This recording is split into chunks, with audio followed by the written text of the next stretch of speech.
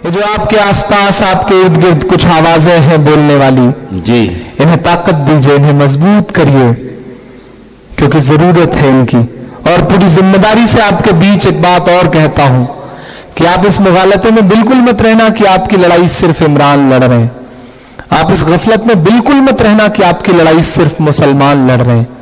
बिल्कुल इस गफलत में मत रहना, क्योंकि इंसाफ बचाने की आखिरी उम्मीद लेकर के रात के 2:30 बजे सुप्रीम कोर्ट की चौखट पे जो वकील खड़े थे ना, उसमें एक भी मुसलमान नहीं था, सारे के सारे हिंदू भाई थे।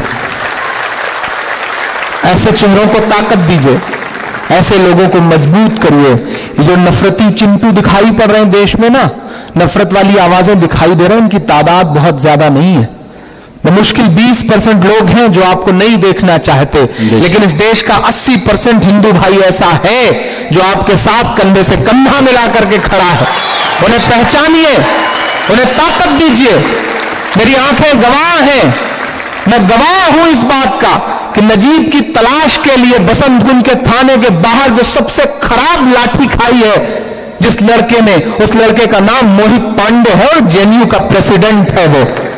पहचानिए ऐसे चेहरों को, ताकत दीजिए ऐसे लोगों को। ये जो आपके इर्द गिर्द इस तरह के चेहरे, आप गुजरात गुजरात गुजरात चिल्लाते हैं, लेकिन गुजरात के मसले को सचमुच में जिसने अदालत तक ले जाने का काम किया है उसका नाम तीस्ता सी तलवार है और वो कोई मुसलमान नहीं है। ऐसे चेहरों को मजबूत करिए। आप चिल्लाते रह जाते हैं टेररिज्म के 2 चेहरे। आप सैल्यूट करिए शहीद हेमंत करकरे को, जिन्होंने बताया कि दुनिया में टेररिज्म के और भी चेहरे हुआ करते हैं। आप सैल्यूट करिए संजीव भट्ट साहब को, जिन्होंने अपनी आईपीएस की नौकरी ये कहते हुए ठोकर मार दी कि नहीं साहब, दंगों के दौरान मेरी आंखों ने जो सच देखा है मैं उसे बोलूंगा, नौकरी रहे या ना रहे।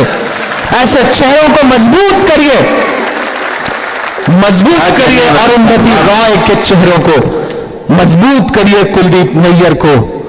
और तो और खड़े होइए एनडीटीवी के साथ, खड़े होइए रवीश कुमार के साथ, क्योंकि इन्हें आपकी लड़ाई लड़ने की सजा इनको इनका समाज देता है और आप इन्हें पहचानते तक नहीं। सोचिए वो बेचारे कौन सी दुनिया में जी रहे होंगे जिनकी लड़ाई लड़ रहे हैं, उन्हें उनकी लड़ाई लड़ने वालों को लोग उनको पहचान तक नहीं रहे। तो मैं आपसे गुजारिश करूंगा कि अपने इर्द गिर्द जो और लोग हैं इन लोगों को पहचानिए, उनको मजबूत करिए, उनको ताकत दीजिए, उनके साथ खड़े हो। मैं आपसे इतना कह रहा हूं कि जुल्म है, ज्यादती है, लेकिन यह भी जान लो बेलगाम वालों कि दुनिया का कोई भी सिस्टम, दुनिया के किसी भी मुल्क का सिस्टम परफेक्ट नहीं होता, उसे परफेक्ट बनाना पड़ता है।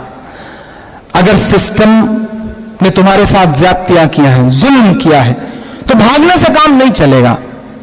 सिस्टम का हिस्सा बनो, सिस्टम में घुसो, सिस्टम को सुधार के रख दो। थाने में एक सिपाही तुम्हारे नाम का आ जाता है तो थाने का निजाम बदल जाता है। तसव्वुर करो तुम जिले में सुपरिंटेंडेंट, आप पुलिस बन के बैठोगे, डिस्ट्रिक्ट मजिस्ट्रेट बन के बैठोगे, तब जिलों का निजाम क्या होगा। आपसे गुजारिश करता हूं मेरी नई नस्लों से कि मुशायरा हुआ, पूरी रात आपने तालियां बजाई, सुबह जाके चाय की दुकानों पर तबसरा करके भूल भी जाओगे। ये कहोगे कि उर्दू एकेडमी ने बहुत अच्छा मुशायरा करा दिया, लेकिन इसका हासिल क्या है? चंद तालियां, चंद आंसू नहीं। मेरी नई नस्लों से गुजारिश है कि सिस्टम का हिस्सा बनो। और बड़े बुजुर्गों से यह कह रहा हूं कि आप अपने बच्चे को डॉक्टर बना देंगे, वो अपने लिए बहुत पैसे कमाएगा, परिवार के लिए बहुत पैसे कमाएगा। इंजीनियर बना दोगे, हो सकता है करोड़पति अरबपति बन जाए, बहुत पैसे कमा ले।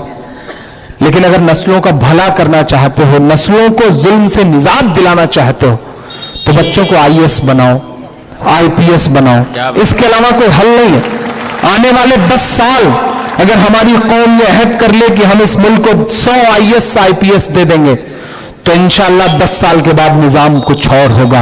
हुकूमतें बैठी रहती हैं, काम ग्रास रूट लेवल पे आईएएस और आईपीएस को करना होता है। मैं गुजारिश कर रहा हूं कि अपने बच्चों को आईएएस बनाओ, आईपीएस बनाओ। हालात तुम्हारे खिलाफ है, ये सच बात है, लेकिन इसी खराब हालात में कश्मीर के डॉक्टर शाह फैसल जिनके बाप के साथ इतना बड़ा हादसा हुआ था, अगर वो हिंदुस्तान में आईएएस टॉप करके दिखा सकते हैं, इस साल अतरुल शफी सेकंड टॉप करके दिखा सकता है, तो हम तो आप सामान्य जिंदगी जी रहे, हमारे आपके बच्चे आईएएस आईपीएस क्यों नहीं बन सकते? मैं गुजारिश करता हूं, चाहता हूं कि अगले साल यहां मुशायरा हो तो इस मुशायरे में एक आध आईएएस आईपीएस बच्चा ऐसा हो जो क्वालिफाई किए रहे और उसको यहां पे इजाज दिया जाए। मैं ये चाहता हूं, अल्लाह करे मेरी ये दुआ कबूल हो। मैं शायद इसीलिए आपके बीच में और आया, और बस इतना कह के जा रहा हूं आपसे, चाक दामन रफू करके लिखता हूं मैं, जख्म से गुफ्तगू करके लिखता हूं मैं, दर्द गाने को भी हौसला चाहिए, दर्द गाने को भी हौसला चाहिए, आंसुओं से वजू करके लिखता हूं मैं, आंसुओं से वजू करके लिखता हूं मैं, अपनी सांसों में आबाद रखना मुझे, कोई बड़ी ख्वाहिश नहीं, बस इतना कह के जा रहा हूं, अपनी सांसों में आबाद रखना मुझे, अपनी सांसों में आबाद रखना मुझे, मैं रहूं ना रहूं याद रखना मुझे, याद रखना मुझे।